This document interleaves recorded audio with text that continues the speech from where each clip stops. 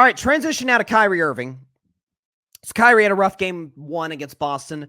He struggled a lot against Boston. We'll get into that in just a second. But Kyrie Irving, 6 for 19 for the field, 0 for 5 from three-point range, and only 12 points, and had 3 turnovers in the game, had some very uncharacteristic ones. Kyrie, who is, in my estimation, the greatest ball handler in the history of the game. With respect to my man Steph Curry, who I'm going to talk about later in the show, with respect to Allen Iverson, to Jamal Crossover, Jamal Crawford, Jamal Crossover, obviously. Throw out anybody you want. That guy's got the greatest handle I've ever seen in my life, ever. So that's, that said, for Kyrie, he was dribbling the ball off his foot. He was throwing, bad passes behind. I remember there was one pass where I think it was Derrick Jones Jr. because Kyrie's on the right wing. Derrick Jones Jr. on the opposite side of the floor. And Kyrie throws like a pass backwards that the ball is, I can't really describe my head, but almost, bouncing in the backcourt on the first bounce on the floor. I mean, it wasn't even close to Derrick Jones. Like, even if Derrick Jones was near half court, obviously you don't want to end up getting a backcourt violation. It's like, whoa, like he seemed rattled. And he has seemed rattled ever since leaving Boston, which he did in free agency in 2019 to go to Brooklyn.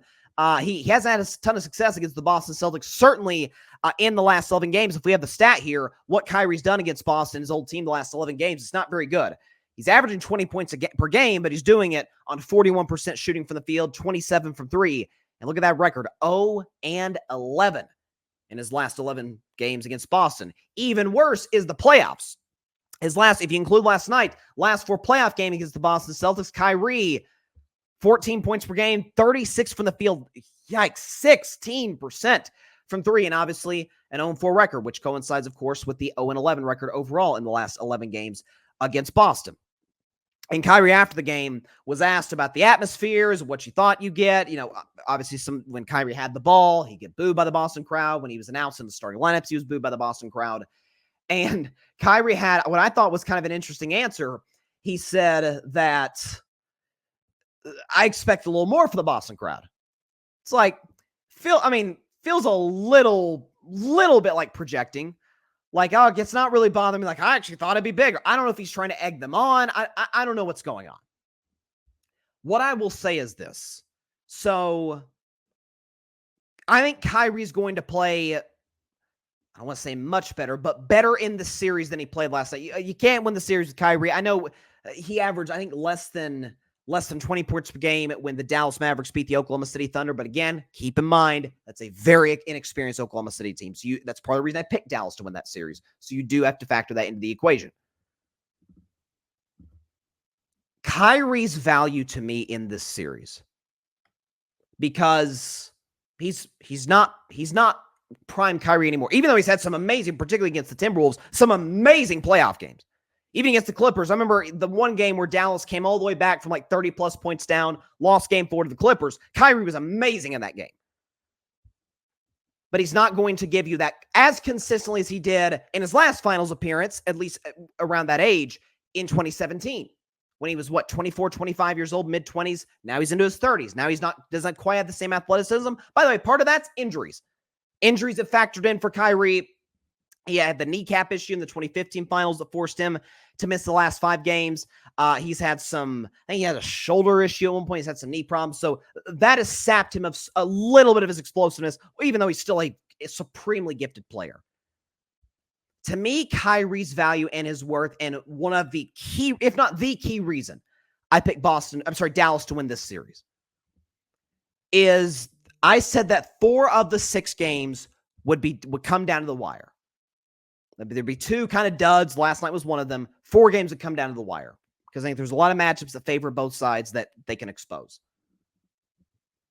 That if it comes down to the last 5 minutes of a tight basketball game, I think you would be out of your mind to not go with Luka and Kyrie over Tatum and Brown. Now, I've defended Tatum in clutch situations, given what he's done to Philadelphia in the playoffs, what he did to Milwaukee 2 years ago in the playoffs. Jaylen Brown hit a big clutch shot, obviously, against the Pacers in game 1 of the conference finals. But Luka and Kyrie have more of a reputation, and an earned reputation, of being just better players in the last 5 minutes of a basketball game. That, to me, is where he's going to find his value in this series, is that Luka's going to be Luka. Luka's going to do his thing. Again, Luka's not If we come out of the series, Boston wins the finals, that won't shock me. If we come out of the series, Boston wins the finals, and we're talking about, man, what a dud from Luka Doncic, that will shock me. I just do not see it happening.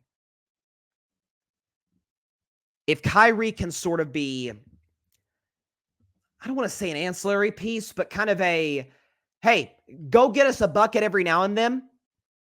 Kind of enter the fourth quarter with like 16 points, but like say 16 points on 9 shots. Right, something like that, where Kyrie has an efficient 16 to 18-ish going into the fourth quarter. And then if Luka maybe doesn't have the look he wants, hey, let's give the ball to number 11. Let him go to work, because we know he's capable of doing that. And the thing is, again, another reason for me why the Mavericks should be optimistic, Kyrie got some wide open looks last night. Like some of the shots Kyrie hit was like, how does he make that shot? Some of those turnaround fadeaways where he's hitting with 2 Celtics in his face, like he's so good, man.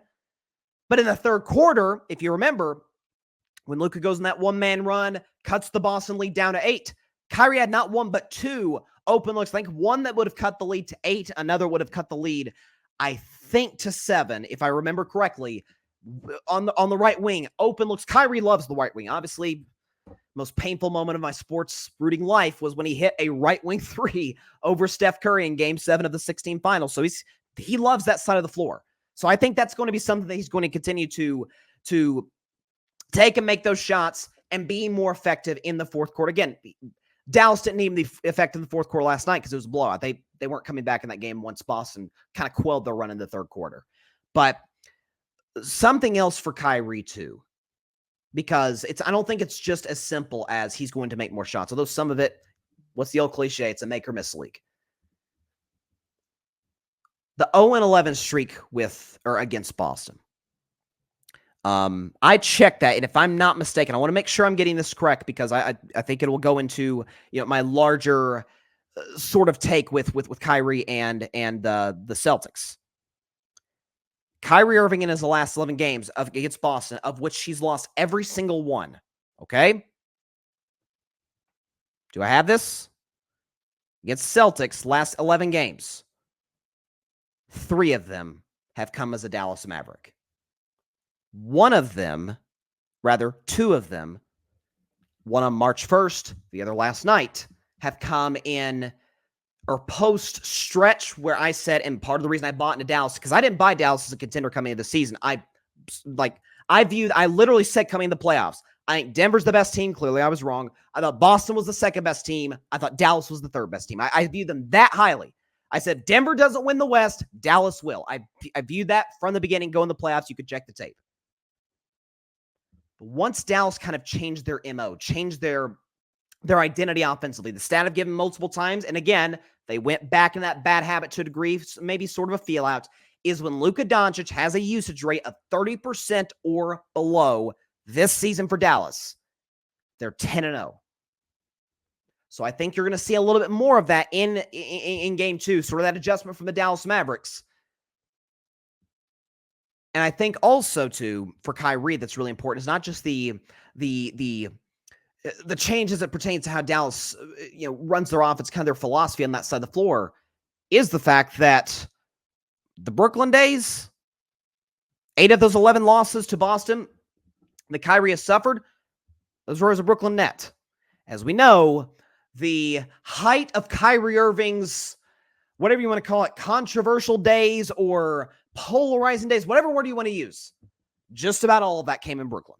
Now, so some of it came in Boston, which is why he left, right? But again, you had the vaccine thing, you had the documentary a couple of seasons ago. So like you've had a number of the Kyrie Irving drama came in Brooklyn. Since he's come to Dallas, he's kind of found himself. He's become like a leader of the Mavericks in a way that he was not in Cleveland, that he was not in Boston. Failed miserably in Boston in that regard. Was not in Brooklyn. But because he's become, I think more to a degree in touch with sort of the culture, especially on his mom's side of the family, he's been not that vocal about it, but people around him talk about how much that means to him personally. His mom passed away when he was very, very young. She was of Native American heritage. And that's something he's kind of become entrenched in, and it's given him a sense of peace that he did not have before. So I think even those things off the court, on the court, the change for the Mavericks in terms of how they run their offense gives me reason to believe that we're not going to see 3 to 5 more bad games. I mean, bad, because last night was a bad game for Kyrie. I don't think, now, do I think he's going to be 2016 Cleveland Kyrie? No, I don't. In the fourth quarter of games, can he be that? Now we got a different conversation, and that to me is where his value is going to come for Dallas. Luka's great throughout.